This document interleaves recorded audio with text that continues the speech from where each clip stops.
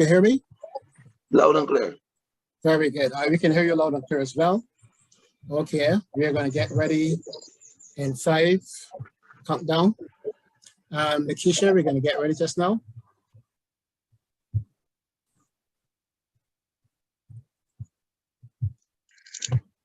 All right, good.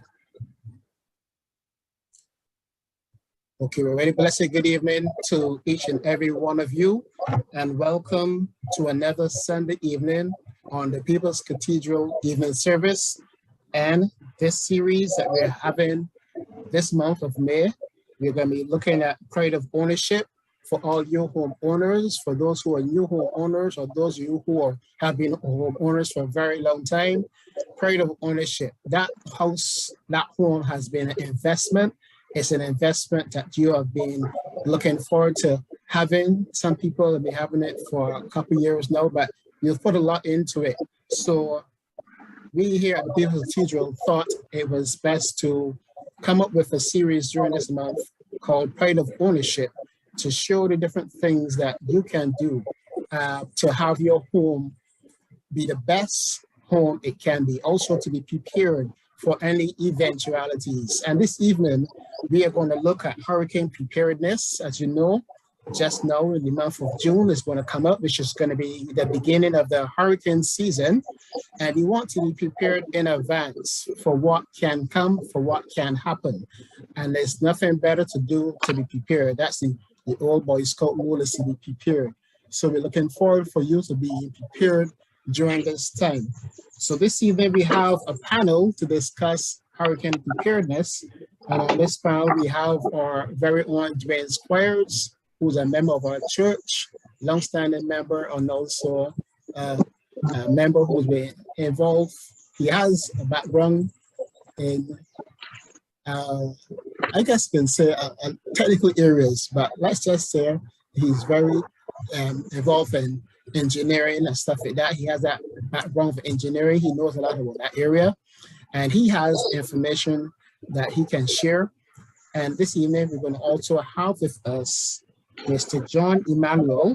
He is from the District Emergency Organization, and he is also going to share from his expertise pertaining to what we can do as far as preparing for hurricanes. And I just going to ask both gentlemen to just share a little bit about themselves.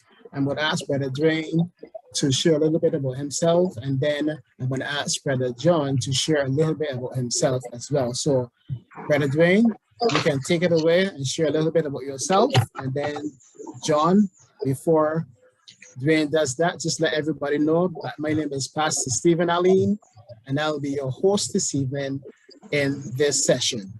Take it away, Brother Dwayne. Yeah, thanks, Pastor Stephen. Yes, my name is Dwayne Squires. I'm a registered engineer here in Barbados. I'm a member of the Barbados Association of Professional Engineers. I've shifted career a bit, but I still maintain quite a bit of interest in disaster preparedness, emergencies, and so on. And yeah, I'm very grateful for this session. I've shared before some of the classes at the church on some of these topics, but really interested in this discussion and getting some information out there. Thank you. Hi, good evening. Right, my name is John. Yeah. Go ahead, John. Hi, good evening. My name is John Emmanuel. I am a member of the DEO, the District Emergency Organization. Also, and this for the past 30 years. Also, I am the captain for the hurricane shelters in the St. Michael South Central constituency area. And this includes looking after the hurricane shelters, knowing and getting to know what they are, the Category 1 or Category 2 shelters, and how they actually function. So have been around for quite a while in this same area. And your same church that you go to, Mr. Aline, is Miss Right, yeah. People's Cathedral. We yes. also have you listed as a hurricane shelter as well. Okay, very good. All right, so yes, talking straight off about hurricane shelters, we're talking about preparedness and hurricane preparedness, but let's talk about hurricane shelters first. at what point do you think, can you advise us, I should say, that you should know that you should go to a hurricane shelter? Is it when the storm has already upon us, or should you be examining your home to make sure that your home can withstand that hurricane? So at what point should we know that we should really decide that a hurricane shelter is where it ought to be? That's a very good question, and it's being actually posed a very smart way as well.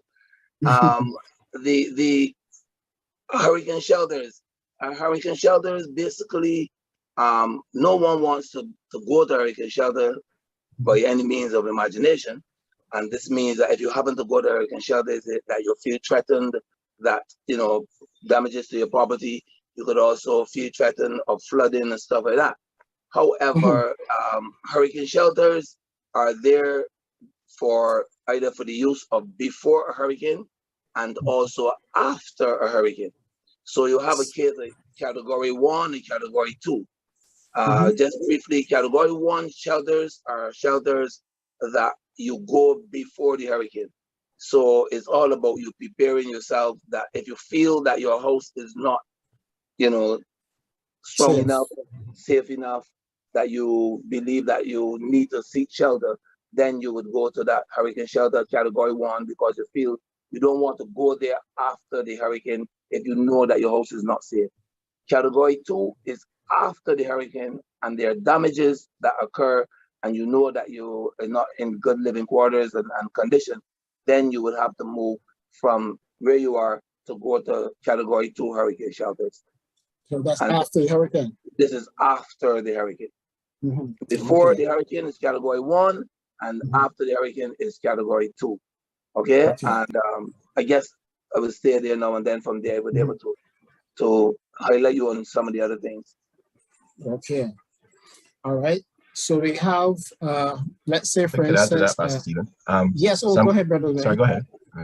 Sorry, no, I just want to reinforce what Mr. Emmanuel was saying about that cap 1 versus cap 2, right? So the hurricane shelter has those categories have nothing to do with the strength of the storm, right? So very good. So everyone is clear about that. And as he said, you don't want to go to a hurricane shelter. I should have mentioned I also represent the association on the shelter committee for Barbados as it is. So I am aware of some of the conditions of the shelters and some of the limitations and so on.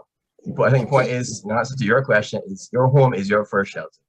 So you need to know right now if your home is able to deal with that particular hazard we're talking about. If you're talking about hurricanes, and if that's, you need to know that, yes, assess that now before hurricane season. Now, hurricane is only one type of hazard. But if you've made that assessment, so from the time you get the warnings and so on, and you're following that, then it shouldn't be a matter of having to figure out if I stay or if I don't stay. Yeah, and you need to be able to make that determination early. Because they're really based on how, if you are at risk. Yes. So yes, you need to be able to, particularly your home, if your home can withstand it or not, and prepare to go way before the actual hurricane. Yeah. Right. Yeah. Sorry about that. Okay. All right. So we're talking about pride of. And just to say, I want to make a point about the hazards again. So sorry, you go ahead, Pastor Steve. Yes, because we're talking about pride of ownership. Let me just get my we're talking about pride of ownership. So being involved in getting your home ready, you're taking that home, you're looking to have it prepared. I'm sorry. And some of the things, just make your mic better, John, right? But you're having that home prepared. I'm looking at what are some of the things you can do to start getting your home prepared as you look around your home to see if it's strong, to see if any windows and doors are strong enough, whatever. What are some of the things you should first start to do as far as looking around your home to see if that home can withstand, say, category 1, hurricane, at least a category 1, because that they start from 1 and go up to number 5. So what are some of the things you can do to start looking around your home to make sure that your home is ready for a hurricane, that it can withstand a hurricane?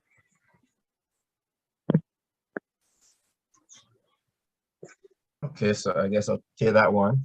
All All right, so if we're talking about the hurricane, one of the things that happens with the hurricane is the winds. So we have high winds.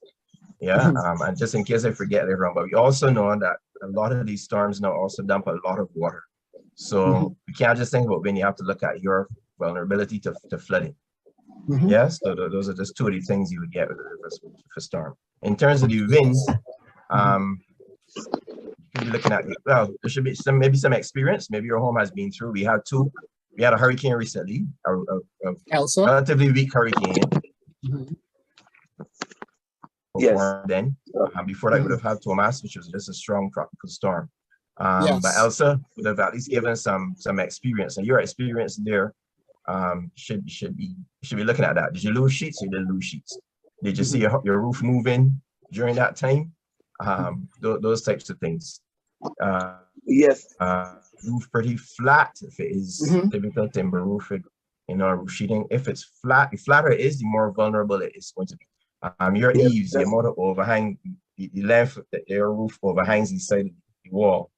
Yeah, if that is a lot, so beyond 6 inches, then those things add to your vulnerability.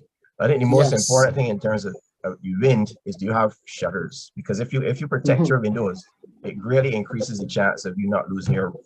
If your windows are broken, and that wind gets into the house, just repeat that again, brother Wayne. Yes, sir, but repeat that part again, but the wind and the shutters, because a bit of it dropped out when you're much steady. Yes. Okay, right. So the most important thing, I think, is if you have shutters on your home, right? Yes. Because if your home is kept intact, if your windows are not broken, your doors don't fly open, then it's less likely you will lose your roof. Yeah. Yes. So that's very important. If your house remains sealed, that wind is blowing, it's more likely that you will not lose your roof. But if one of those windows is broken or a door flies open, and once that wind gets in, your roof then performs like an airplane wing. Yeah, because you got wind underneath and you got wind above. That's true. Right. So that's one of the more important things. So I mean, it's very difficult to look at a roof and say it would withstand a category 1, a category 2, a category 3. That's correct. You might have to do some calculations there. So you're more interested in what is clear. If my roof is flat, is more vulnerable, yes. But if it's shuttered, if I have my shutters, if my roof performed okay during Elsa, for instance, I know if we faced a category 1, maybe I can go. It can stay. If I'm looking at category 5, I mean, as a different kettle of fish. I'll pause there and see if Mr. Emmanuel has anything to add. Yes, I want to join you and echoing what you just said about the categories and the wind and stuff like that. Let me just a quick note. You can take a note of this. Category 1 hurricanes usually have a wind speed between 74 and 75 miles per hour.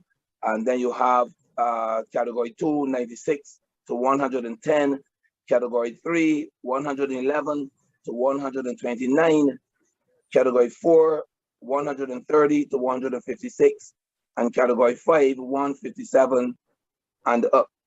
All right. I don't think we have ever had a category 6 hurricane, but as my comrade was saying, it is absolutely important that you make sure that you try your very best. You don't wait until you hear the hurricane coming, then to look to prepare your house. This is what happens a lot. But if you know your house, you got to know your house. It's just like how you have to know yourself. Okay?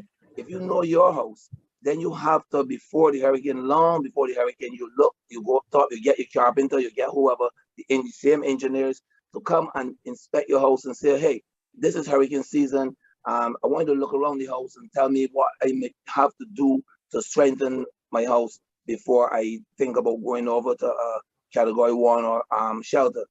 And as he said also, you cannot make a determination on any hurricane, okay? Even if it is a 1, going to 5. So it is important that you first try to secure your house. Yeah, secure your home, secure your surroundings. It is also important to make sure you get a lot of stuff from around that you will not have laying around the house that could cause serious problems. Shutters, again, as he mentioned, is very, very important, because sometimes we put up shutters and we forget we got the little small little baby doll house you know what I mean, there that a wind would just take up and come and break your windows and cause more problems. So you try to move as much as possible from around your house to make sure that your house is safe in case of these high winds. Not only your house, but it's also important to check around your neighbor's house, right away around. And you and your neighbor should be, you know, me talking at this point in time, how to prepare Yes. yourself in case of a hurricane or if a hurricane is approaching. And then after Yes. that, then you would be able to work with that. Yeah. So I will let the Congress speak again, and then I will talk to Mhm. you guys about preparing. What do you have to do to prepare yourself when you have to go to a category 1 or 2 shelter? All right. So some of the things that, as I have a list of some of the things that some folk can also have to look at to prepare for a hurricane is to look at some of the areas that are important as well, as far as the financials as well, monies to help from savings to do any hurricane preparedness, buying the nails, buying a hammer if you don't have your tools, so we can do some sprucing up, as we call it here in Barbados, before the hurricane gets here. Getting your finances in place, so they can look and see what savings you have that you can pull from, and then look at what you can do to retrofit any part of the roof. So as Brother Dwayne said, you might look to call in your carpenter to check your roof, because you as a homeowner may not know how to do that, but you may have a carpenter.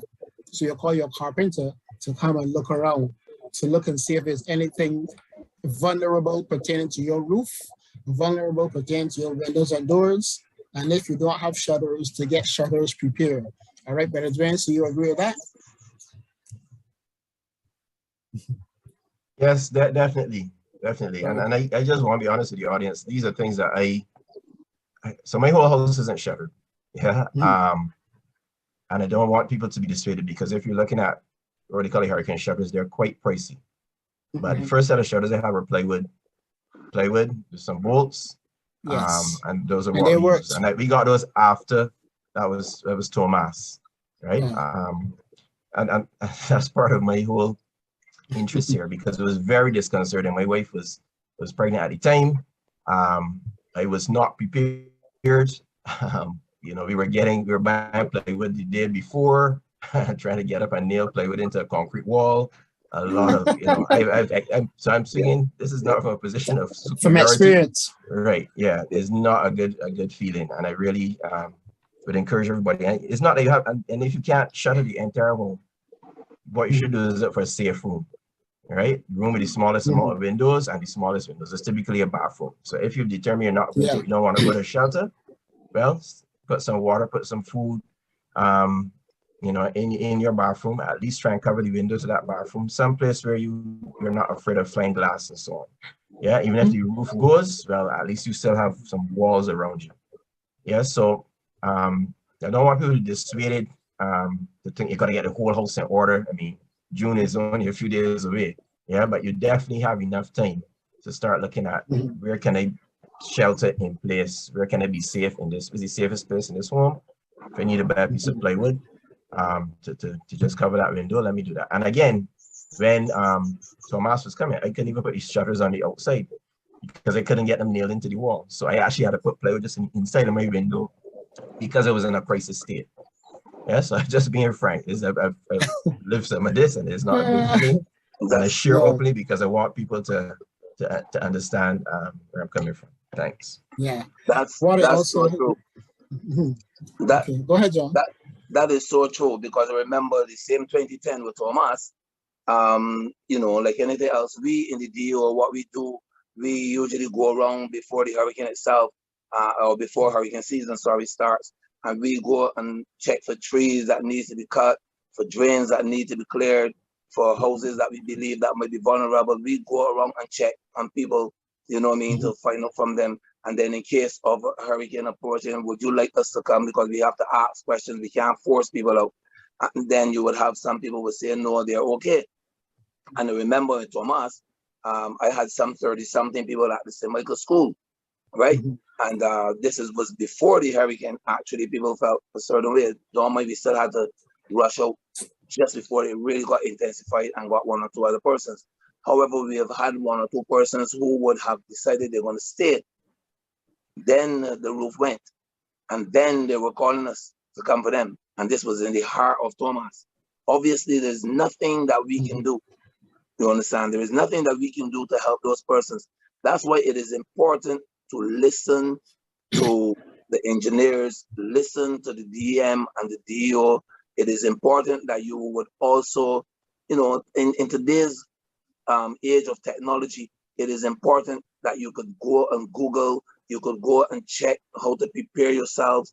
And I always encourage people to do that, because at the end of the day, you cannot, people cannot just come out, not even the police, when a country is shut down, okay? Not even the emergency personnel cannot go there in the heart of a hurricane. You have to wait until it's over. So I always try to explain to people, please check your surroundings, check your home. If you have one doubt that your home is not safe enough, then seek that hurricane shelter. Don't wait until something happens then to do it. And as Brother Squire said also, that you need to find yourself locked up in an area where, you know, that you feel that you will be safe.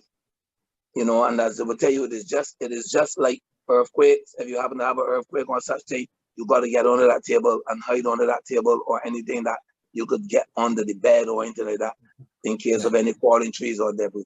So it is very, very important to do that. What am I? Let me just quickly say this is that when you're preparing yourself to go to a hurricane shelter, be it category 1 or category 2, you must have these things, like, you know, the things that you need to take with you. You know what I mean? You don't want to wait to the last minute. And they always advise people, get a nice little, what we call the salt meat bucket. And nowadays we have some nice, you know, nice buckets, in other words, that is being sold in the hardware. You get that. You try to get things that containers that will be waterproof, such as gloves, that if you want to put your passports and your IDs and your medications and that kind of stuff, you get your ice box in place. You know what I mean? In case persons who have to use insulin and have to have it on ice, you need to prepare yourself and always have these things. You need to have a number of food stuff. I can't talk about all these things at this point in time. And something I hope that you guys will have me to come over and really do a full demonstration of preparing yourself for a hurricane shelter, or even preparing yourself for a hurricane, even if you're still at home. So you need to prepare yourself and get certain things in place, so that when this thing when the hurricane happens to hit, or any other disaster, because we talk only about hurricanes, but we could find ourselves with tsunamis, we could find ourselves with earthquakes, you know what I mean? So we should always have things prepared for such disasters and natural disasters. Yes. When you mentioned documents, Brother John, it's always good to have a nice big Ziploc bag to put your passports in and any special documents, your wills and your deeds and your mortgage documents. Put them in plastic Ziploc bag, wrap them up, protect them from water damage. All those are things that you can do as well. And when you think about hurricane preparedness, we always hear about this emergency kit. What are some of the things you think should be placed in an emergency kit that to help you prepare, be it medicines, etc., and plasters, etc.? What are some of the things you can put in an emergency kit? It could be Dwayne or Brother John, anybody. That emergency kit to have you ready for hurricanes. Right. Thanks, Pastor. So as Brother John mentioned as well, I mean, you can go online. There are a number of websites that give you some guidance on that. But as he mentioned, you need food if you're going to for sure. go. You know, food, as much water as you can carry. You know, your medications, your important documents, flashlights, batteries. Right, correct. Batteries. Not so much matches. Right. You can go ahead, Pat. I just dropped just now. I just dropped the the system just dropped. I had to rejoin you guys. And the question was, what are some of the things that you want to prepare yourself with? I did. Yes, in a kit. Just now.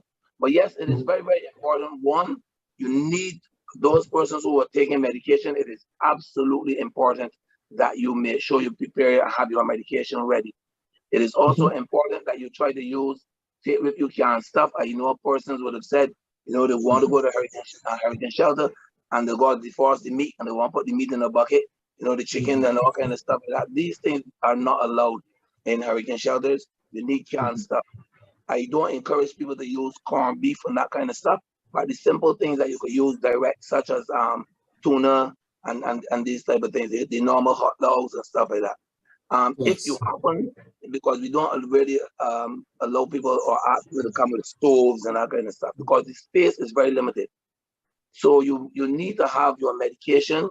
You need to have all of your documents, as you said, Mr. Aline, about having them secured. The Ziploc bag is good, but you still need to have that there in a waterproof thing like that.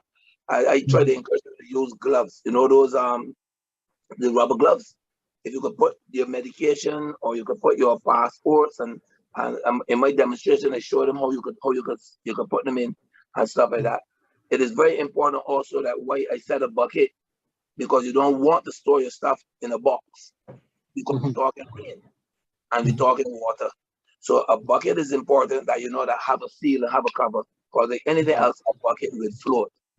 You need to have a rope of certain size. Okay, that would help you that in case you have to hold on to something, you use that rope for guidance to pull you through. You hold on to that rope and come. You also need to make sure that children and stuff like that whatever, again, medication that you might have for children or any such thing as that. It is important for adults and children that while you are there during the passing of the hurricane, if it is category 1 or category 2, you need to have something to occupy your mind and to occupy yourself, family. So if you can, not big lot of games. I'm not talking about the PlayStations and this kind of stuff, but normal little board games or card games, or also in books. You need to take some books and stuff like that, novels where you can read and stuff like that, and games to occupy as a family and even your friends around you to pass the time away, because it could be very, very boring. And it can be very rare. You want to get back home and that kind of stuff. So it is important. And there's a whole list. There's a whole list of things that but they must be minimized. Okay, you can't say you want a truck to come and carry the things for you. You understand what I mean? The most important thing, the things that are needed. All right. Yes. So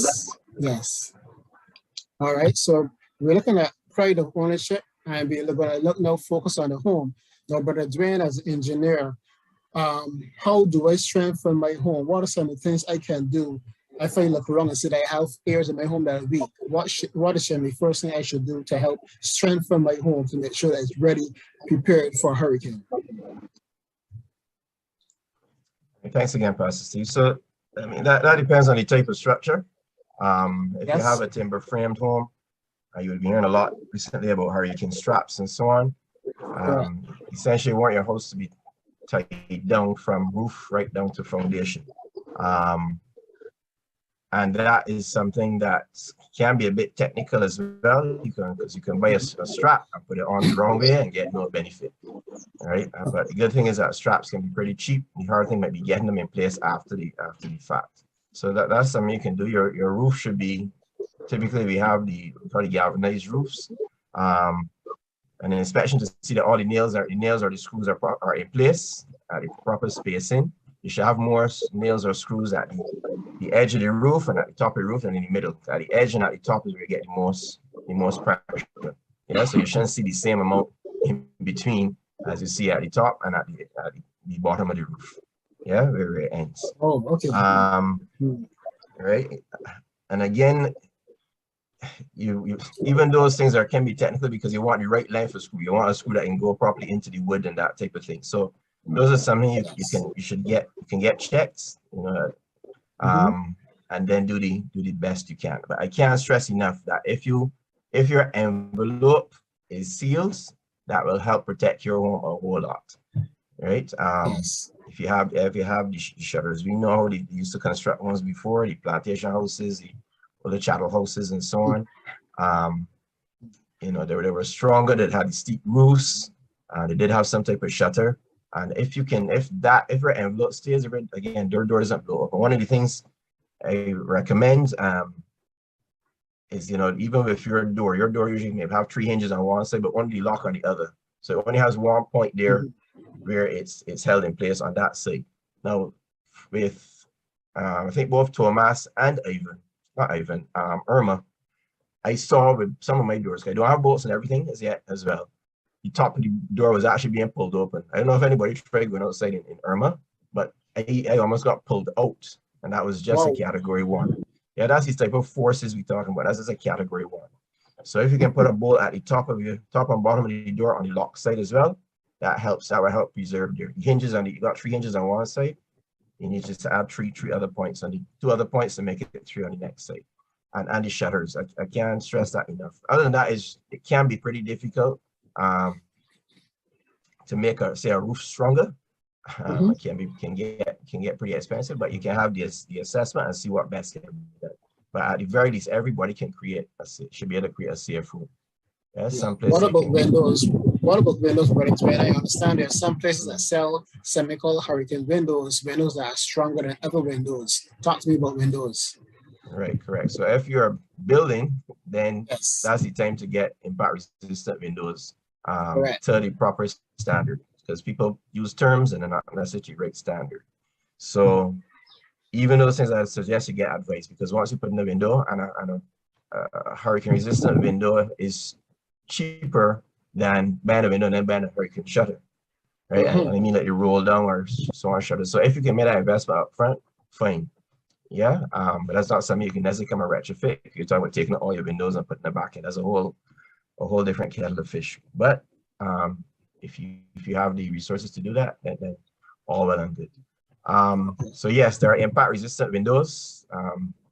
The usual standard is that Miami did. So, you know, Florida gets it almost every year, so they have a standard. What that standard says is that this window, what they've done there, they've fired a 2x4 piece of wood, 2 inches by 4 inches. They've shot that at the window and make sure it doesn't get into the structure. Doesn't mean the window won't break, but it wouldn't shatter and then have the penetration. Yeah, so that's what that standard is about. Other than that, you can then have the different types of shutters. Your roll down shutters are the strongest, obviously the most expensive. They have other shutters, but again, you have to be careful because some shutters are just decorative. They're not going to give you that resistance that you want. You don't want things coming into the home. And then, as I said, before we had plywood, so you can buy some 3/4 inch or even 1/2 inch ply. Get that cut to fit. If you have even if you have a timber home or a masonry home, concrete block home, you know, you can get those things cut by your carpenter, buy some nice big bolts, and you know, have that where you can put it in place and bolt it there with a bolt that can lock down properly, that it wouldn't get shaken up. Because one of the things with the wind is that you get this shaking back and forth. Yeah, so you want something that's sturdy.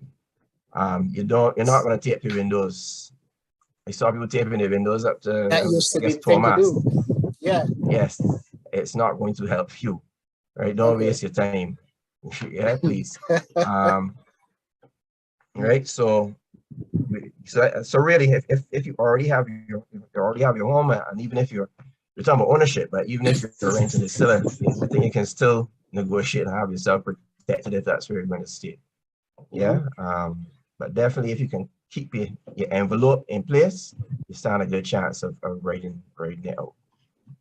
I'll pause there. All right. Yes, Brother John, you want to add anything?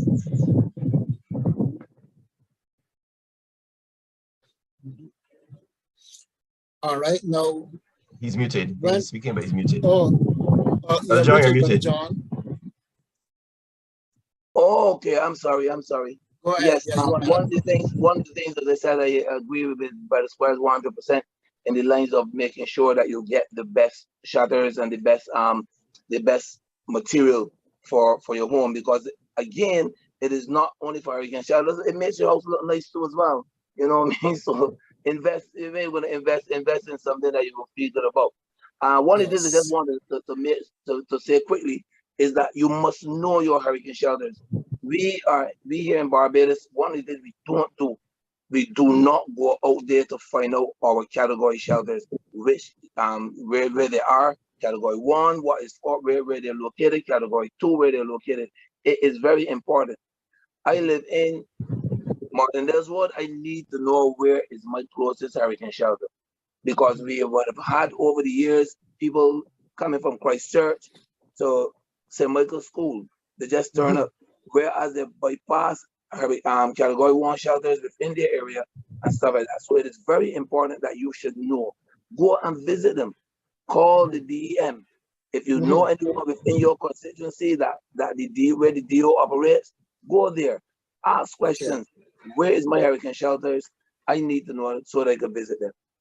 Do you have the list of you, Brother John, as far as like if the Christchurch or St. Michael or St. James, some folk may be home asking that question?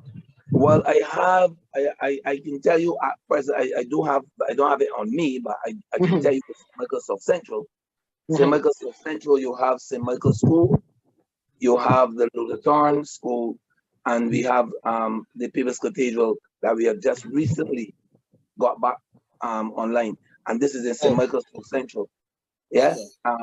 If you know that you're within St. Michael South Central area, let's say for instance, George Lamming, that is close to some that is bordering there, it is important that you go again and you make contact with them. Because if you live just across the road from George Lamming, why would you want to journey all the way over to St. Michael's School? You understand? So it is important. So, but we had St. Paul's that is no longer on our category 1 or 2 list. But St. Michael's, Lutheran, and the People's Cathedral, they are all category 2 hurricane shelters and not category 1. It's after the hurricane. This is after the hurricane. So it is important that those persons in St. Michael South Central should know where the next category 1 hurricane shelter is. Yeah? Okay. And get to know the numbers. Get your DEM numbers. Get to know the numbers for the DEM. Get to know your numbers for your DEO. You understand? You get to know them because you need to call.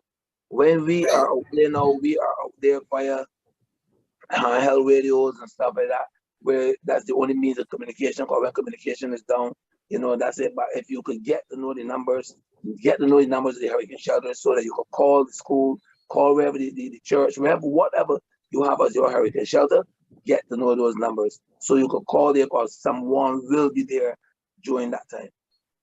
All right. So can you share with us the telephone number for St. Michael South Central? You mean the DM? Yes, DEM. The DO? No, the DO at this point in time do not have a number, but you can contact me. You feel free to contact me at 250-6619. 250-6619, and my name again is John Emmanuel. And if you call me and if there's anything, I would put you on to the chairman, or I would get your messages over to the chairman, which is very, very important. All right. Okay. So feel free to call.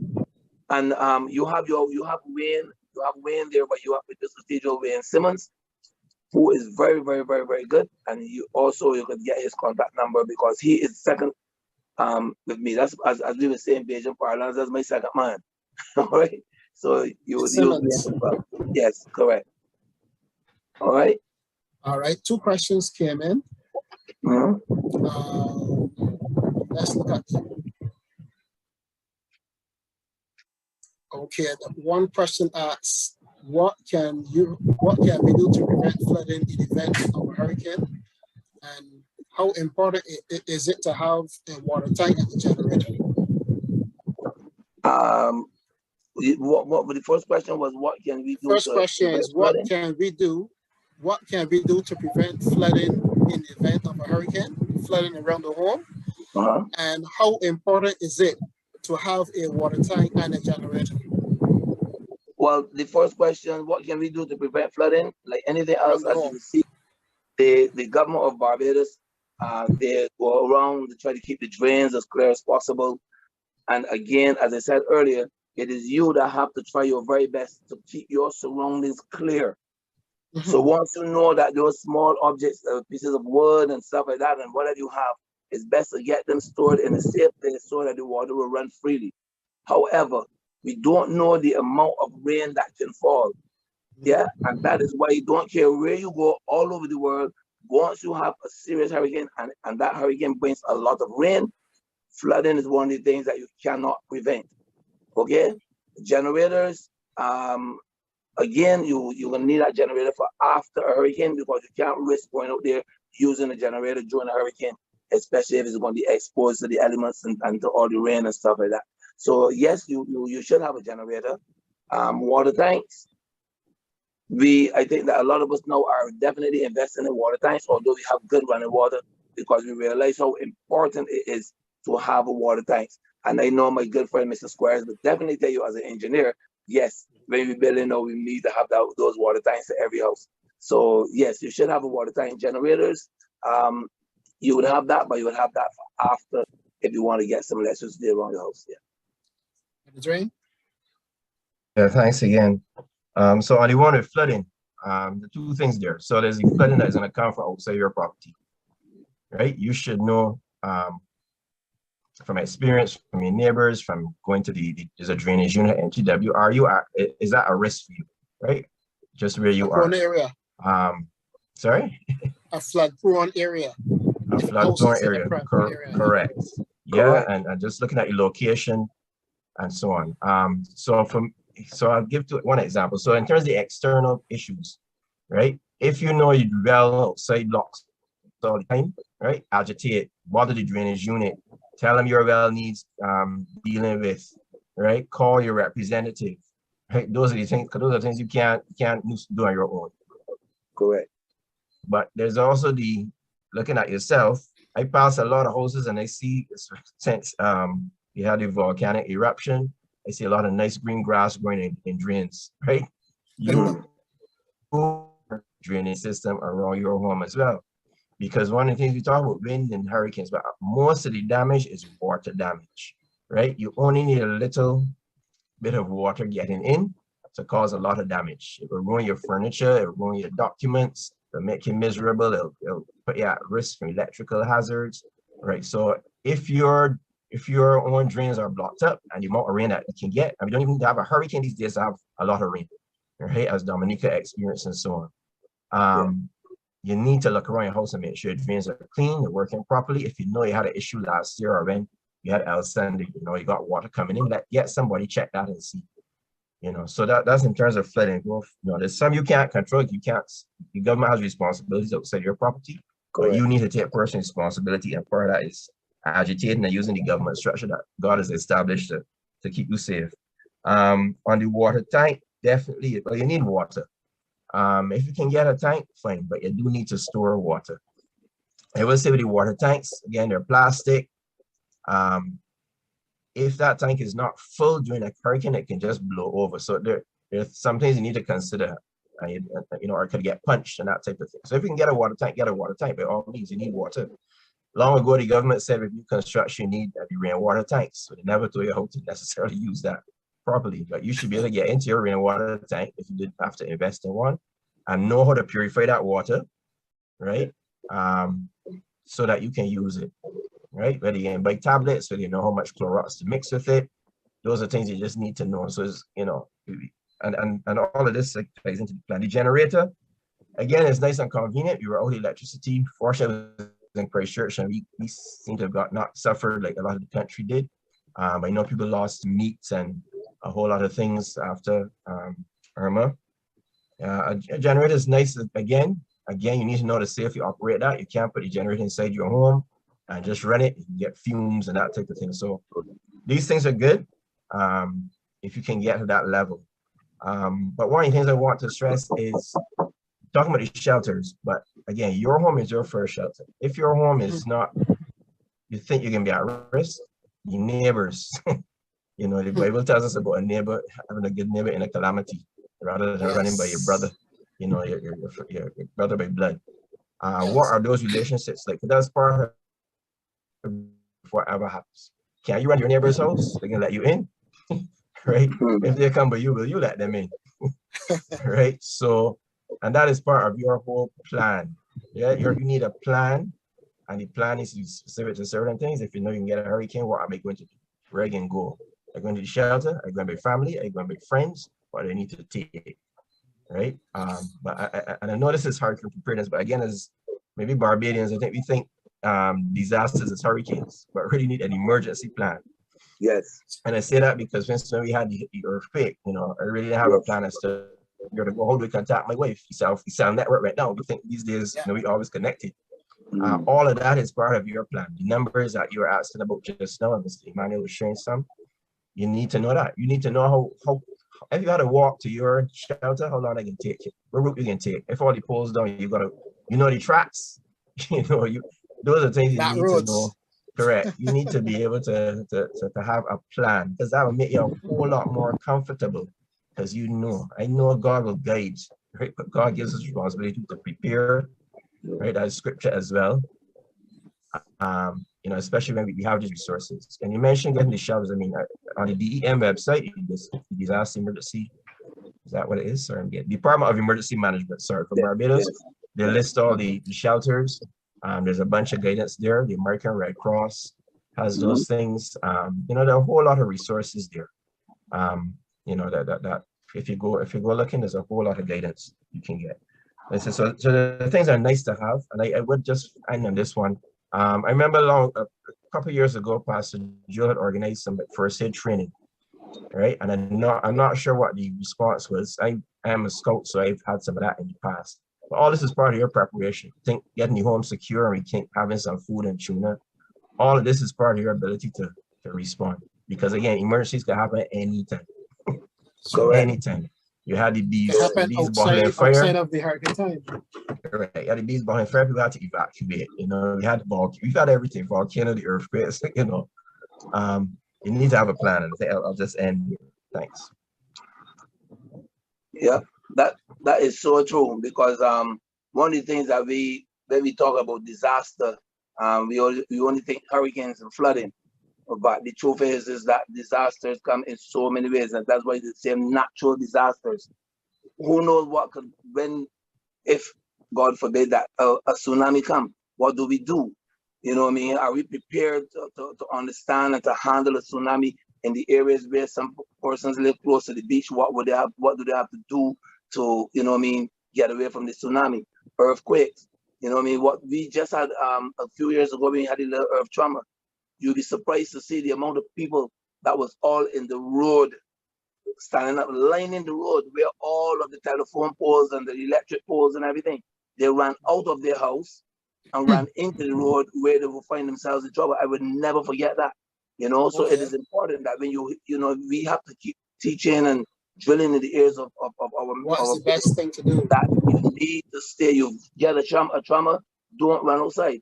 And even if you plan on running outside, you have to run on an open pasture. You know what I mean? You get out on that pasture, get in an open area. Don't run and stand in the middle of the road where these electrical lights can fall on you. Yeah. So John, that's a mindset. Sorry. Yeah, mindset. I ran out of a building that I designed, right? Because I designed it for earthquakes, but I had no experience with earthquakes. Right? Exactly. And when we got outside, everybody got outside, and I ran.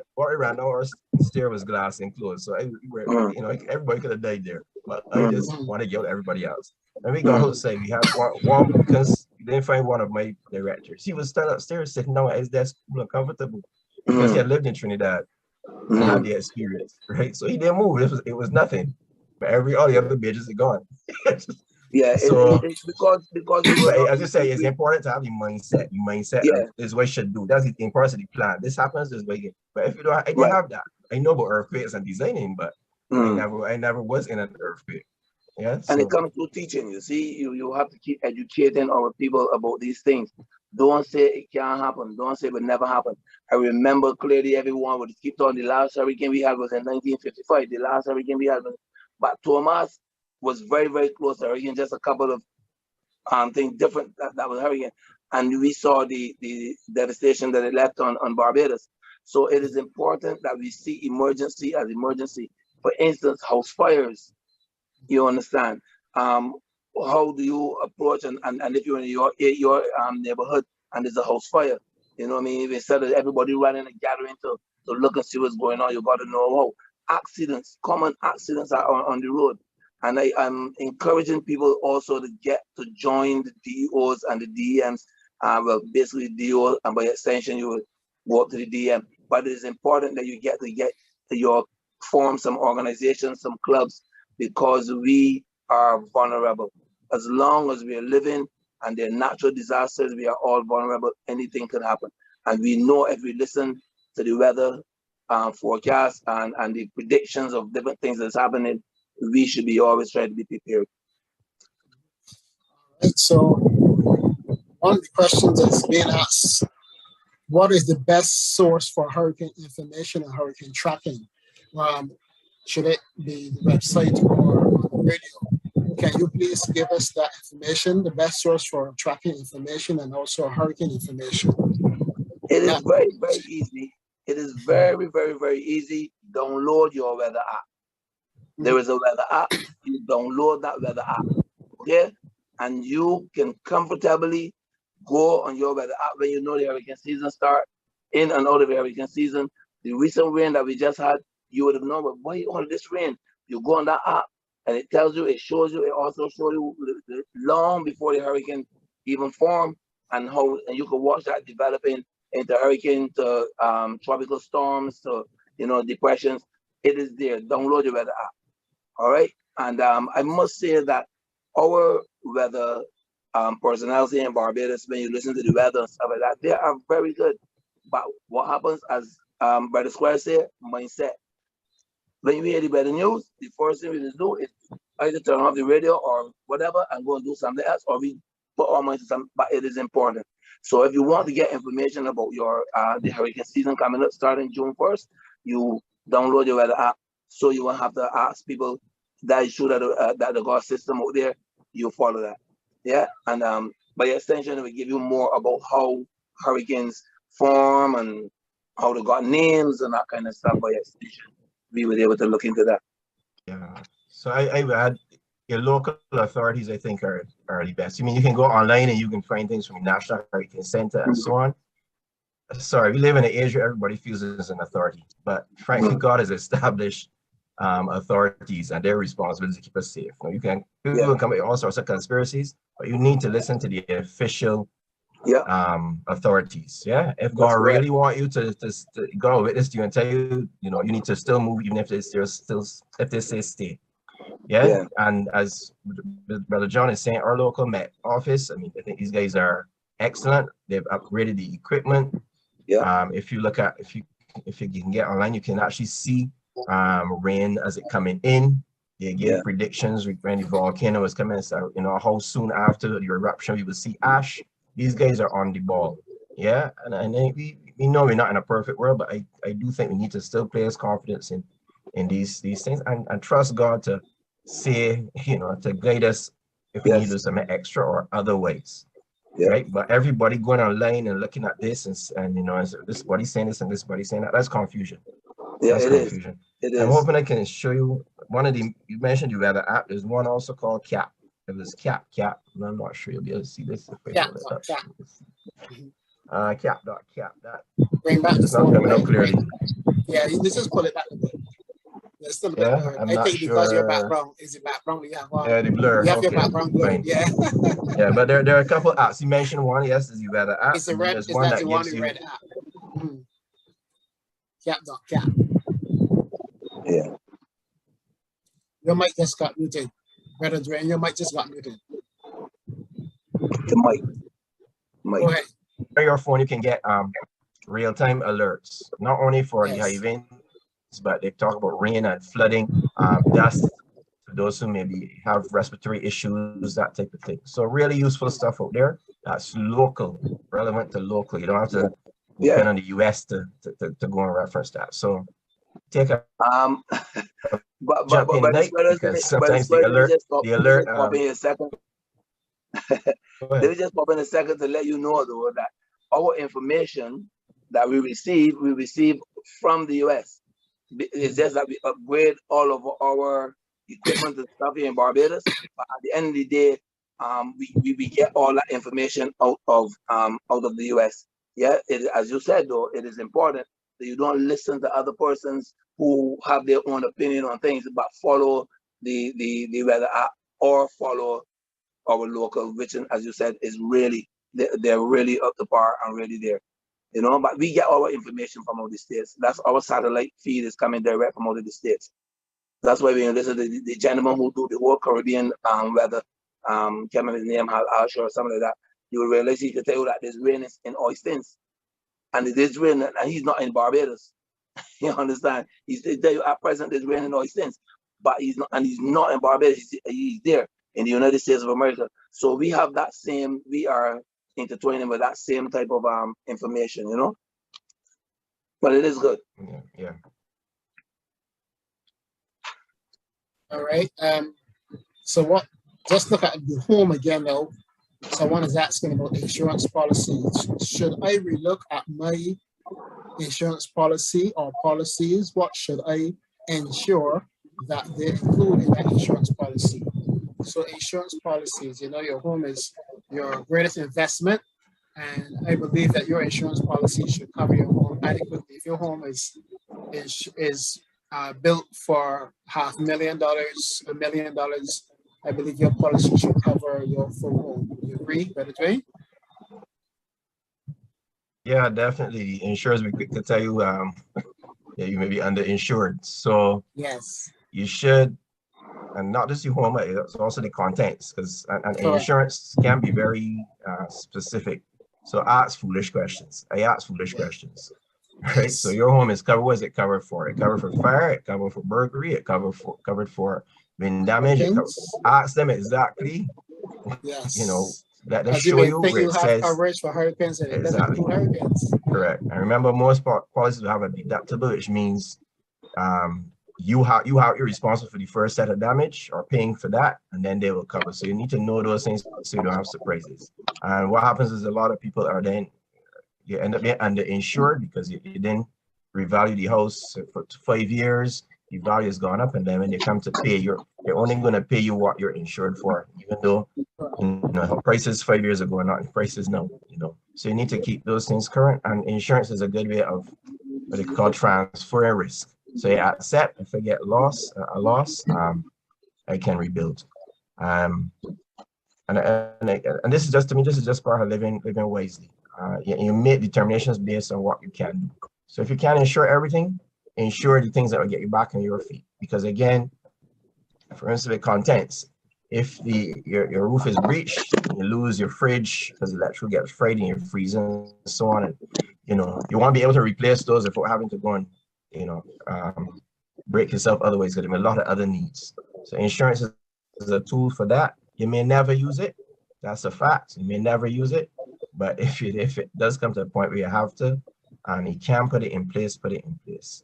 Again, we trust God, but I think we use all the tools we can. And my thing is, if I can recover quicker, then I can help somebody else. Right? Yes. Insurance is a tool to do that. If my home is secure enough, I can come out of my home and help my neighbor clear up his home. You know, so that's, to me, that's part of it. Nothing is for you, but you take care of yourself as best you can so you can help others. The question that came in just now: should we keep things such as tarpaulin at hand? Yes, most definitely. As you, I think it is you or Brother Squares that would have said that about having your hammers and your nails and stuff like that. All tarpaulins, shovels, hammers, saws, all of these things are part of preparing yourself for the hurricane season. Very, very, very important question. Yes, tarpaulin. Because here, as Brother Square said, your roof might go, but you have a tarpaulin, maybe 36 by 42 or something like that. You could cover that. You could find some way to cover that for the time being, because even if you get any little light rains after, that would be able to still keep a tarpaulin over your head. Okay. Correct. Or you can make a tent. So yes, correct. Yeah.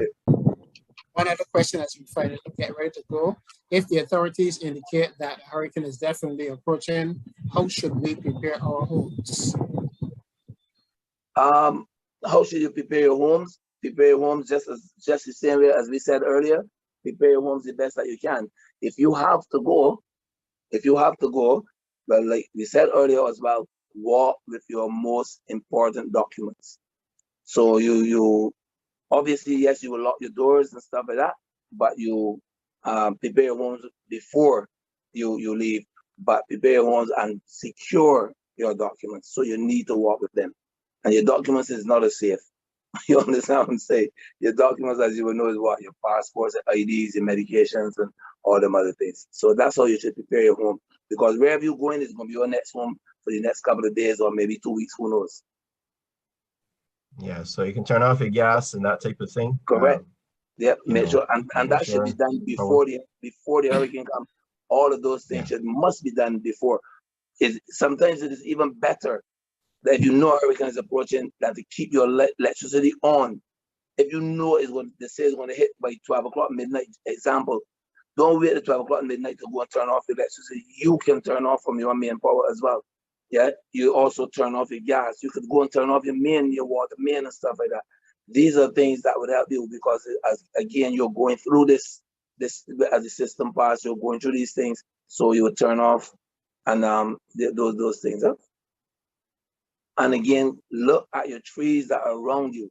If you know you have trees that's going around you over your house and stuff like that, you have these trees cut before the actual hurricane. So you call it like some power to trim trees that are hanging over power lines. Yes. And we understand that the drainage unit at NTW also does trimming trees around the homes and stuff like that too. NTW. That's correct. The DM has what you call the roving response team. And yes, in case of trees, fallen trees and stuff like that, the roving response comes along with Light and Power, MTW, and they work as a team. But however, if you get in contact with the DM and you say, well, look, I have a tree here, it looks vulnerable, it looks like it's going to fall, I need help. The DM then will work with the same Light and Power and MTW to have your tree, trim and stuff like that. And again, you call in the DM, you go to your district emergency organization and you let them know, and they will make notes, and then from there they would come out and assist. They always do. Right. So I think that is the last question. So I'm just going to let both of you wrap up very quickly and share your final thoughts as we go, as we get ready to bring the session to a close. So, Brother Emmanuel, seeing that you have the floor, you can finalize and wrap up. Okay. First, let me say thanks very much for having me, and I'm looking forward to be working with you guys. Seeing again as People's Cathedral being a hurricane shelter, maybe in person where we could do some more demonstration, where we walk with my demonstration kit and stuff like that, and do some more demonstrating on how to prepare yourself. I mean, in total for hurricane season. Thank you, and I also would encourage those who are listening to get more involved and more prepared for disasters, not only just hurricanes or any disaster. Get out there, get as much information as possible, because we know very well that it is up to us. Okay?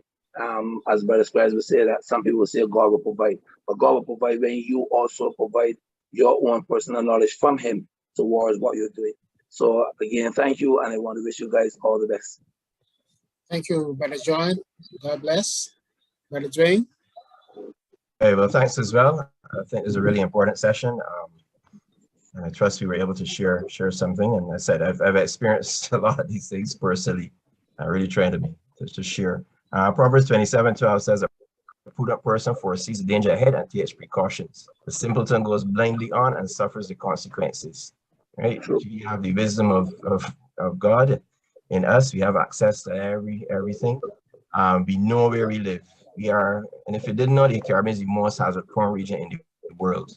Yeah, that is a fact. We live in this fallen world, and this is where God has placed us. So we need to live wisely in consideration of that. You need to plan.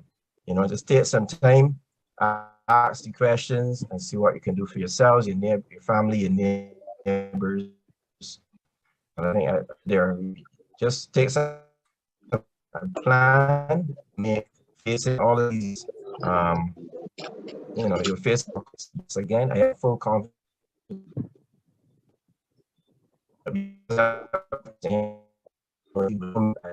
Guide me and prepare me emergencies or hazards. Yeah. Thank you. So I'll Brother Dwayne. clear. Yes, thank you, Brother Thanks again. Dwayne. God bless. God bless you too. Thank you, Brother Dwayne Squares. And also thank you, Brother John Emmanuel from the District Emergency Organization. I really appreciate both of you coming and sharing from your expertise, taking the time out from your schedule to come and share your expertise. As we look at pride of ownership, as you know, your home is your biggest investment, and we should really do our best to make sure that investment is properly prepared and protected. Prepared and protected in the time now that we have for hurricane seasons. All right, so I want to thank you both for coming and sharing. We say God bless you to both of you. I just want to share before we do go. Yes, you're welcome. I just want to share before we do go uh, just two announcements pertaining to what's happening at our church. Thursday morning, we're having the miracle service at 11. And Pastor Jefferson Spencer will be sharing. Before we get to Thursday, let me mention Wednesday evening. I should mention Wednesday evening, the Bible study. Pastor Rosie Williams will continue in the study in the book of Colossians. And this service will be streamed on all of our social media platforms. So we really encourage you on Wednesday evening at 6 o'clock to be on our social media platforms to view the Bible study in the book of Colossians. And then, as I mentioned, Thursday morning, 11 o'clock, miracle service with Pastor Spencer. And then Friday evening, praise and praise evening, praise at 7 o'clock. The Christian Education Department will be taking care of that. And then also emergent youth ministry will be going on as well upstairs at 7. All right. So looking forward to those other things happening during the course of this week. I want to say God bless you to each and every one of you. Just let me close with a word of prayer. Heavenly Father, as we bow our heads this evening, we really want to thank you for this session this evening. We thank you for Brother John Emmanuel. We thank you for Brother Dwayne Squires, who took off their time and their professional information and advice to come and share with the church, the body of Christ this evening. We ask God that you will just help us to be prepared and be ready to protect and to prepare our home, our biggest investment when it comes to hurricane preparedness. We thank you for these gentlemen who came. We ask you to bless them in their work, in their ministries, and their organizations. We thank you, God, for going before us during the course of this week. And we thank you, God, for each and everything you've done in our lives. These things we pray in Jesus' name. Amen. God bless Amen. you all. Amen. Same God to bless you. you all. Have a good night. Same to you and all.